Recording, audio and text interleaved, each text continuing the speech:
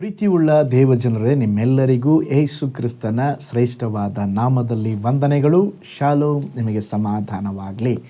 ಈ ದಿನ ದೇವರ ವಾಕ್ಯದ ಜ್ಞಾನಕ್ಕಾಗಿರುವಂಥ ವಿಷಯ, ಮನುಷ್ಯರಿಗೆ ಕಷ್ಟಗಳು ಯಾಕೆ ಬರುತ್ತವೆ. ಅದಕ್ಕೆ ಆಧಾರ ವಾಕ್ಯ ಕೀರ್ತನೆಗಳ ಗ್ರಂಥ 119:71 ವಚನ. ಕಷ್ಟಾನುಭವವು ಹಿತಕರವಾಯಿತು, ಅದರಿಂದಲೇ ನಿನ್ನ ನಿಬಂಧನೆಗಳನ್ನು ಕಲಿತೆನು. ಅನೇಕರು ಕೇಳುವ ಒಂದು ಸಹಜ ಪ್ರಶ್ನೆ, ಯಾಕೆ ನನಗೆ ಕಷ್ಟಗಳು? ನೀತಿವಂತರಿಗೆ ಯಾಕೆ ಕಷ್ಟಗಳು ಬರುತ್ತದೆ? ಒಳ್ಳೆಯವರಿಗೆ ಯಾಕೆ ಕೆಟ್ಟದ್ದು ನಡೆಯುತ್ತದೆ? ನಾನು ಯಾರಿಗೂ ಕೇಡು ಬಯಸಲಿಲ್ಲ, ಆದರೆ ಯಾಕೆ ನನ್ನ ಜೀವಿತದಲ್ಲಿ ಇಂಥ ಕಾರ್ಯಗಳು ನಡೆಯುತ್ತಾ ಇದೆ? ಆದರೆ ಇದಕ್ಕೆ ಉತ್ತರವನ್ನು ಈಗ ಓದಿದ ಕೀರ್ತನೆಯಲ್ಲಿ ಕೀರ್ತನೆಗಾರನು ಒಂದು ಆಳವಾದ ಸತ್ಯವನ್ನು ತಿಳಿಸುತ್ತಿದ್ದಾನೆ. ಏನು? ಕಷ್ಟಾನುಭವವು ಕಷ್ಟವಾಯಿತಂತ ಹೇಳಿಲ್ರಿ ಅವನು. ಕಷ್ಟಾನುಭವವು ಹಿತಕರವಾಯಿತು, ಅದರಿಂದಲೇ ನಿನ್ನ ನಿಬಂಧನೆಗಳನ್ನು ಕಲಿತೆನು. ಕಷ್ಟಗಳು ಶಾಪವಲ್ಲ, ಅವು ದೇವರ ಆಶೀರ್ವಾದದ ಮೆಟ್ಟಿಲುಗಳಾಗಿದೆ. ಇನ್ನೊಂದು ಸಾರಿ ಹೇಳ್ತೇನೆ, ಕಷ್ಟಗಳು ಶಾಪವಲ್ಲ, ಅವು ದೇವರ ಆಶೀರ್ವಾದದ ಮೆಟ್ಟಿಲುಗಳಾಗಿವೆ. 1962 ಒಂದು ಸಮೀಕ್ಷೆಯನ್ನು ಮಾಡಿದರು. ಬಹಳ ಟಾಪ್ ಕ್ಲಾಸ್ ಇರುವಂಥ ಯಶಸ್ವಿ ವ್ಯಕ್ತಿಗಳನ್ನು ಒಂದು ಅಧ್ಯಯನ ಮಾಡಿ ಒಂದು ಸಮೀಕ್ಷೆ ಮಾಡಿದರು. ದೊಡ್ಡ ದೊಡ್ಡ ಕಂಪನಿಗಳ ಮಾಲೀಕರು, ದೊಡ್ಡ ದೊಡ್ಡ ವ್ಯಾಪಾರ ಮಾಡುವ ನಾಯಕರು, ಜೀವನದಲ್ಲಿ ಸಾಧನೆ ಮಾಡಿದವರು. ನೋಡ್ರಿ, 412 ಜನರಲ್ಲಿ 90% ಹೆಚ್ಚು, ಅಂದರೆ 392 ಜನ ಒಂದೇ ಮಾತು ಹೇಳಿದ್ರಂತೆ. ಏನಂತ ಹೇಳಿದ್ರೆ, ನಮ್ಮ ಜೀವನದಲ್ಲಿ ಬಂದ ಕಷ್ಟಗಳು, ತಡೆಗಳೇ ನಮ್ಮ ಆಶೀರ್ವಾದಕ್ಕೆ ಕಾರಣ. ನಮ್ಮ ಯಶಸ್ವಿಗೆ, ನಮ್ಮ ಸಕ್ಸಸ್ಗೆ ಆ ಕಷ್ಟಗಳೇ ಕಾರಣವಾಗಿದೆ. ಪ್ರೀತಿಯುಳ್ಳ ದೇವಜನರೇ, ನಾವು ಸಮಸ್ಯೆಗಳಿಲ್ಲದ ಜೀವನವನ್ನು ಬಯಸುತ್ತೇವೆ, ಆದರೆ ದೇವರು ಸಮಸ್ಯೆಗಳನ್ನು ಎದುರಿಸಿ ಒಂದು ಬಲವಾದ ಜೀವನವನ್ನು ಕೊಡಲು ಬಯಸುತ್ತಿದ್ದಾರೆ. ಈ ಕಷ್ಟಗಳು ನಮ್ಮನ್ನು ತಾಳ್ಮೆಯುಳ್ಳವರನ್ನಾಗಿ ಮಾಡ್ತದೆ.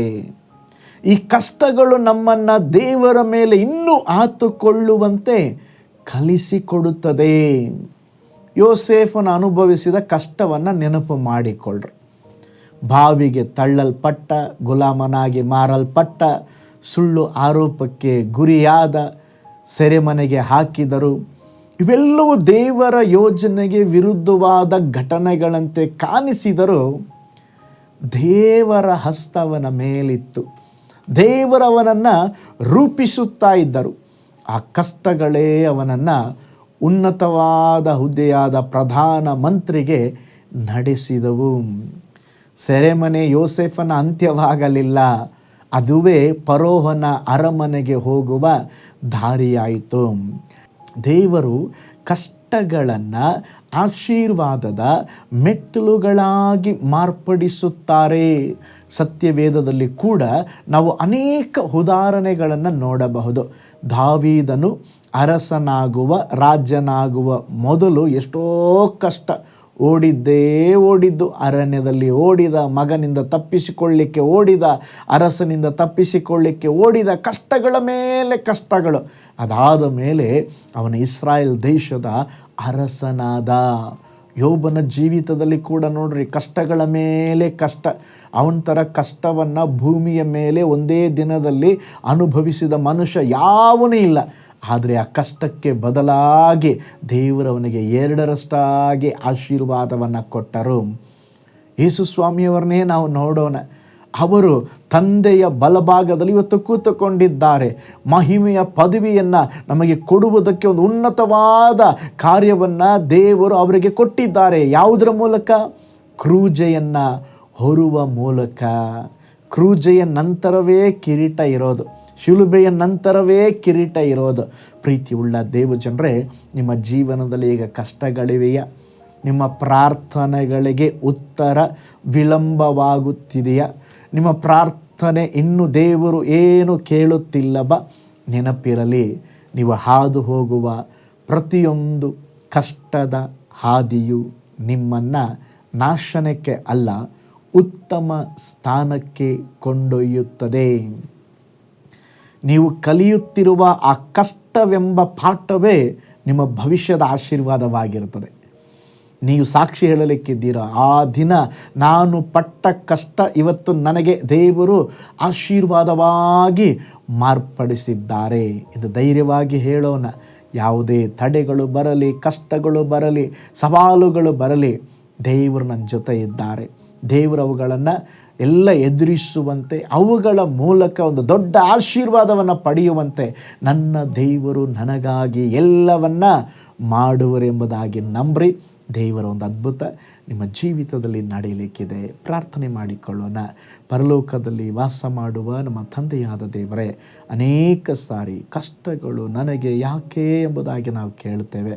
ಆದರೆ ಕೀರ್ತನೆಗಾರನು ಹೇಳಿದ ಹಾಗೆ ಸ್ವಾಮಿ, ಕಷ್ಟಾನುಭವವು ನಮಗೆ ಹಿತಕರವಾಯಿತು ಸ್ವಾಮಿ.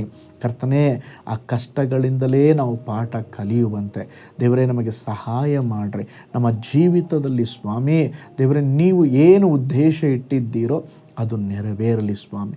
ನಿನ್ನ ಕರಗಳಲ್ಲಿ ಒಪ್ಪಿಸಿಕೊಡ್ತೇವೆ. ಆದರೆ ಈ ಹಾದಿಯ ಮಧ್ಯದಲ್ಲಿ ನಾವು ಹಾದು ಹೋಗುವಾಗ ದೇವರೇ, ನಾವು ಗುಣಗುಟ್ಟದೆ ನಮ್ಮ ಆತ್ಮೀಕ ಜೀವಿತದಲ್ಲಿ ಕರ್ತನೆ ಮುಂದುವರಿಯದಂತೆ ಯಾವ ಕಾರ್ಯವಿರಬಾರ್ದಪ್ಪ.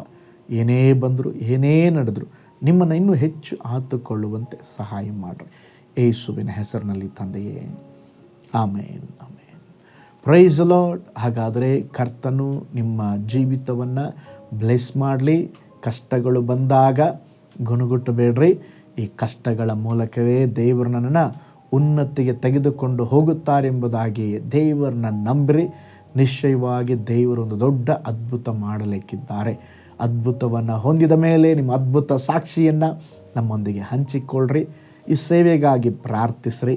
ಈ ಸೇವೆ ನಿಮಗೆ ಆಶೀರ್ವಾದವಾಗಿದೆಯಾ? ದೇವರು ನಿಮ್ಮನ್ನು ಪ್ರೇರೇಪಿಸಿದರೆ ದೇವರ ರಾಜ್ಯಕ್ಕಾಗಿ ಧಾರಾಳವಾಗಿ ನಿಮ್ಮ ಕಾಣಿಕೆಗಳನ್ನು ಬಿತ್ತರಿ. ನಿಮಗಾಗಿ, ನಿಮ್ಮ ಕುಟುಂಬಕ್ಕಾಗಿ ಪ್ರಾರ್ಥಿಸ್ತಾ ಇದ್ದಾನೆ. ನಾಳೆ ಮತ್ತೊಂದು ದೈನಂದಿನ ಜ್ಞಾನದಲ್ಲಿ ನಾನು ನಿಮ್ಮನ್ನು ಸಂಧಿಸ್ತೇನೆ. ನಾನು ನಿಮ್ಮ ಪ್ರೀತಿಯ ಸೇವಕ pastor Paul Joy. God bless you.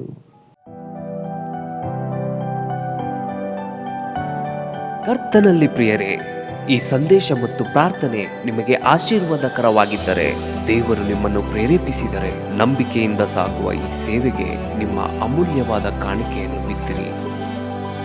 ಪ್ರೀತಿಯ ದೇವಜನರೇ, ವಾಯ್ಸ್ ಆಫ್ ಹೋಪ್ ಮಿನಿಸ್ಟ್ರಿಯ ವತಿಯಿಂದ ಕೋರಮಂಗಲದಲ್ಲಿ ಪ್ರತಿ ಭಾನುವಾರ ಬೆಳಿಗ್ಗೆ 9:30ಕ್ಕೆ ಕನ್ನಡ ಆರಾಧನೆ ನಡೆಯುತ್ತಿದೆ. ಆತ್ಮಭರಿತವಾದ ಆರಾಧನೆ, ಮನಮುಟ್ಟುವ ಸಾಕ್ಷಿ, ಬಲಪಡಿಸುವ ದೇವ ಸಂದೇಶ. ಬನ್ನಿ, ನಮ್ಮೊಂದಿಗೆ ಭಾಗಿಯಾಗಿ ಕರ್ತನನ್ನು ಆರಾಧಿಸಿರಿ. ನೂತನ ತಿಂಗಳ ಆಶೀರ್ವಾದ ಕೂಟ ಪ್ರತಿ ತಿಂಗಳು ಮೊದಲ ದಿನ ಸಂಜೆ 7 ಗಂಟೆಗೆ. ಪ್ರತಿ ತಿಂಗಳು 2ನೇ ಶನಿವಾರ ಬಿಡುಗಡೆ ಉಪವಾಸ ಪ್ರಾರ್ಥನೆ ಕೂಟ ಬೆಳಿಗ್ಗೆ 10:30ಕ್ಕೆ. ನಿಮಗಾಗಿ ಪ್ರಾರ್ಥಿಸಬೇಕೆ? ನಿಮಗೆ ಯಾವುದಾದರೂ ಪ್ರಾರ್ಥನೆ ಮನವಿಗಳು ಇರುವುದಾದರೆ ಕೆಳಗಿನ ನಂಬರಿಗೆ ಕರೆ ಮಾಡಿ ಅಥವಾ ವಾಟ್ಸಪ್ ಮಾಡಿ. ಈ ಆತ್ಮಿಕ ಸಂದೇಶಗಳು ನಿಮಗೆ ಆಶೀರ್ವಾದಕರವಾಗಿದ್ದರೆ ಲೈಕ್ ಮಾಡಿರಿ. ಇಂಥ ಅದ್ಭುತ ಸಂದೇಶ ಪ್ರತಿದಿನ ನೋಡಲು ಬಯಸುವುದಾದರೆ ಸಬ್ಸ್ಕ್ರೈಬ್ ಮಾಡಿ ಹಾಗೂ ಇತರರೊಂದಿಗೆ ಶೇರ್ ಮಾಡಿರಿ. ಕರ್ತನು ನಿಮ್ಮನ್ನು, ನಿಮ್ಮ ಕುಟುಂಬವನ್ನು ಆಶೀರ್ವದಿಸಲಿ.